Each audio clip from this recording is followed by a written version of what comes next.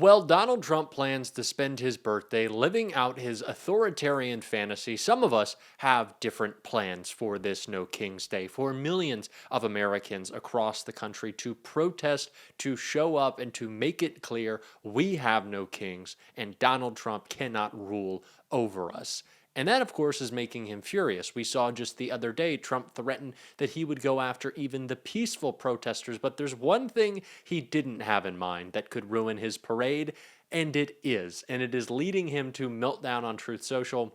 We're going to get into it all, but before we do, if I could quickly ask you to leave a like on this video, and if you haven't already and you enjoy our channel, to hit that subscribe button, because it goes a long way in supporting our work. Now, before we can get into the reason Trump is so furious and what made him post such a crazy message on Truth Social, I want to hear a little bit more about what's happening today. A great update from Chris Hayes talking about No King's Day and why we got to get out there. Good evening from New York. I'm Chris Hayes. All over the country this week, regular people are mobilizing against Donald Trump and his administration's overreach, both against his reckless, destructive efforts to detain law-abiding, peaceful neighbors in communities across the country, and also his decision, under dubious legal authority, to mobilize the National Guard and the Marines against peaceful demonstrators. Today, we are seeing folks taking the streets demonstrating against what is happening in this country, from Los Angeles to New York, El Paso to Raleigh. And this weekend, there will be many, many more protests, coast to coast, in cities big and small towns, to counter-program Trump's North Korean-style military parade he's throwing himself on his 79th birthday. Those protesters have a simple message: we have no king in America. The constitutional right to protest, enshrined in the First Amendment, exists for a reason. And I got to say, watching all this develop over the last few days, it feels odd to have to say this, but protests are good, actually.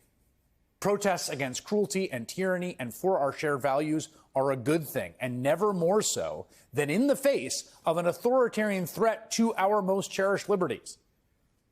And to be clear, any debate about the optics of peaceful protest or whether or not demonstrators are just playing into Donald Trump's hands obfuscates the fact that people should be peacefully protesting against the ongoing attempt to end American democracy we've been witnessing.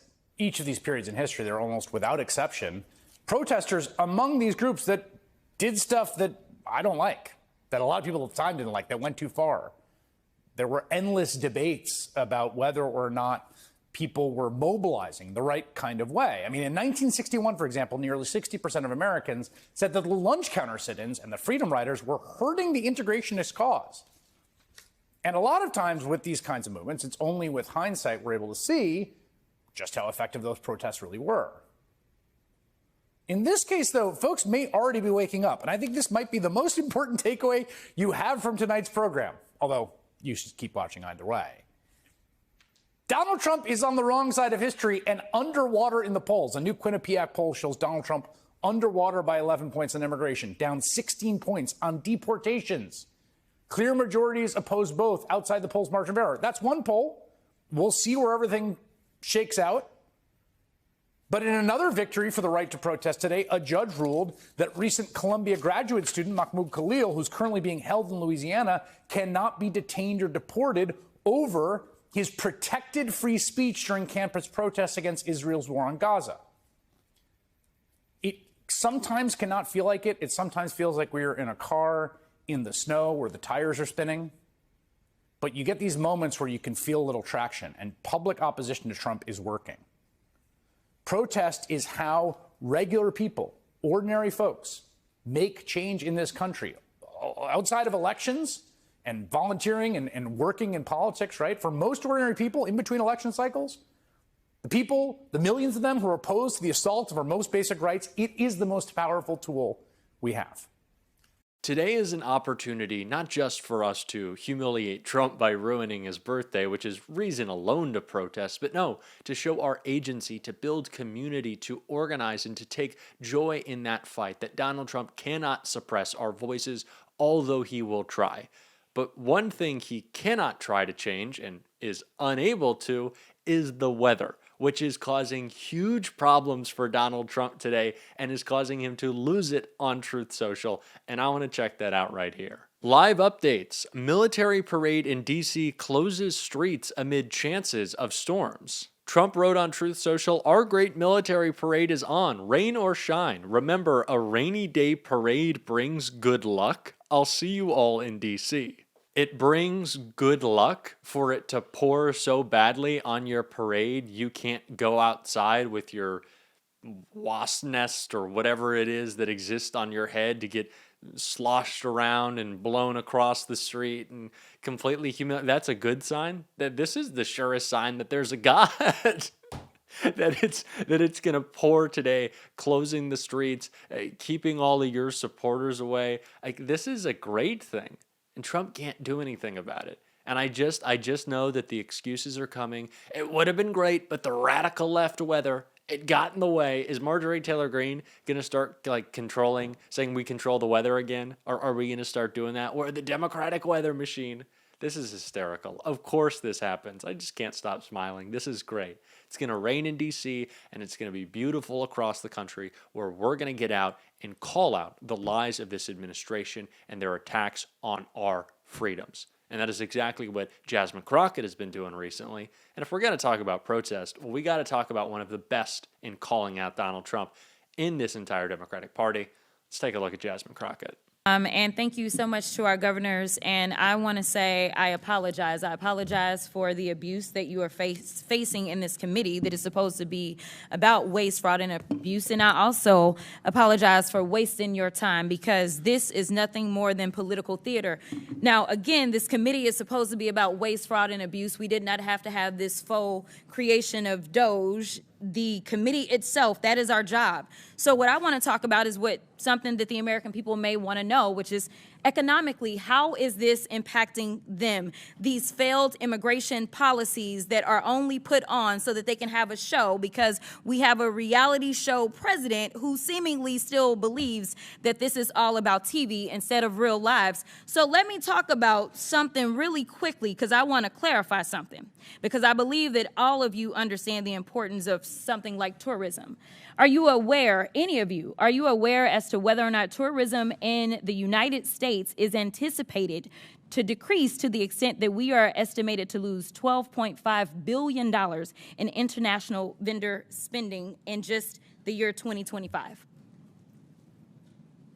I can answer as the tourism capital of the country. I assume you could. Tourism's already down.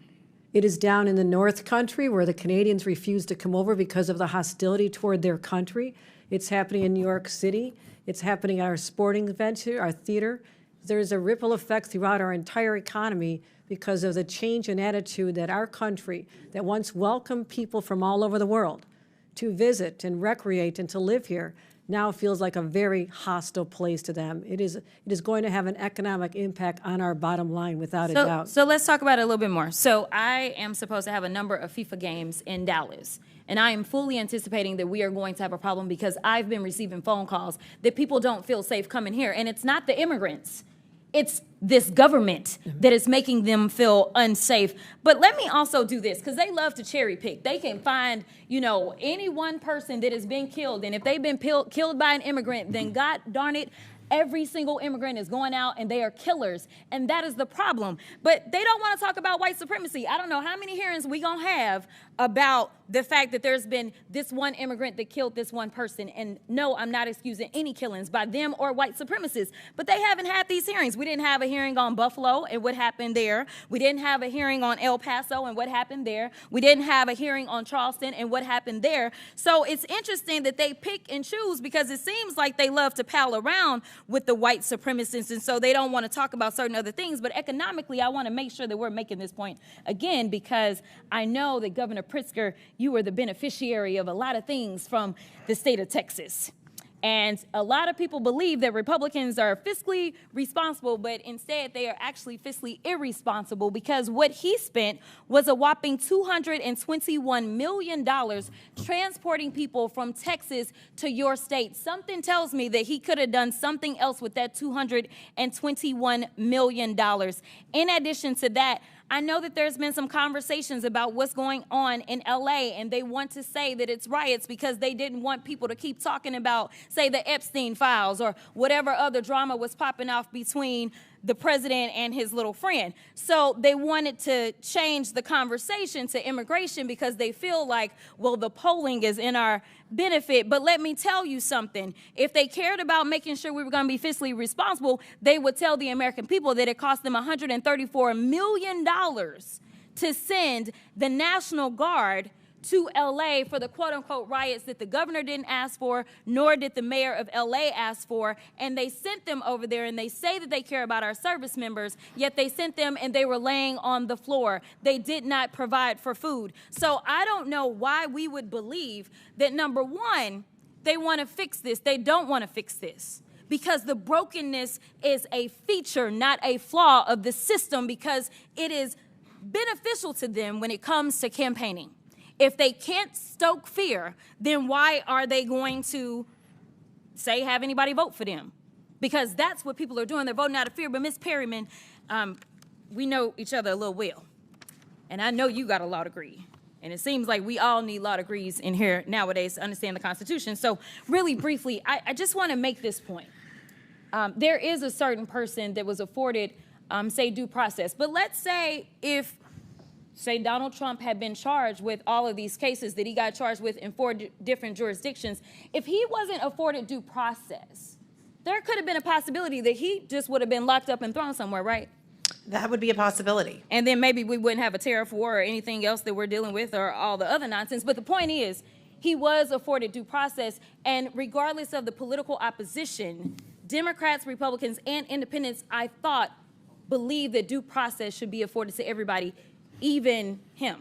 Due process is for everyone. Okay, so the Fifth Amendment doesn't say that it's just for the people that are Americans.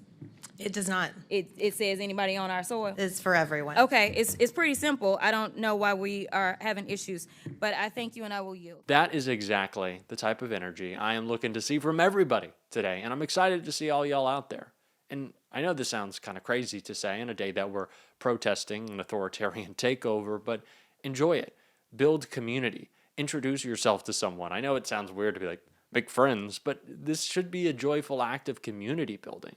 That's what we need to do in this moment, to come together, to unite. We're fighting against something greater, but also for something greater. I feel like that's so much of what we lose out right now and what we need to continue to focus on.